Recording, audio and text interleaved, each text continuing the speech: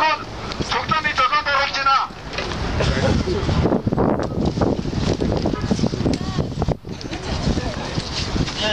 Одоо энэ цуглаан бидний энийг бий хийсэн хүмүүсээс төлөвлөж байгаа зэрэг хаанаас ирсэн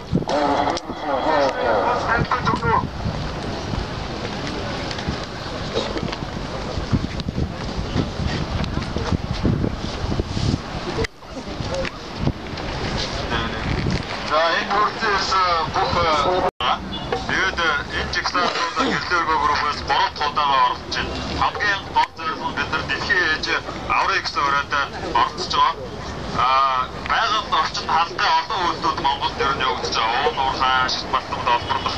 Энэ дундаас хамгийн ноцтой асуудал нь ураны асуудал болж байна. Ялангуяа сүүлийн 3 жилүүд энэ маш идэвхтэй гарч ирсэн. Энэ бол 3 дахь жилдээ зохион байгуулж байгаа жигсаалт. За 2014 оны 10 сарын 26-ны өдөр Монгол, Япон, Франц, Буруу улсын төрийн өвч компаниудын хооронд уран олборлох стратегийн үйлчлэгийг гэрээ байгуулсан. Энэ бол энэ жигсаалт болж байгаа бас нэг шалтгаан болж яг л уран олборлохоор аль хэдийн төрийн хэмжээний зөвшөөрөлт гэрээнд нэгтгэх шүү. За хоёрдугаар асуудал бид 5 хоёр дахь нь болохоор 2013 оны 1 сарын 11-ний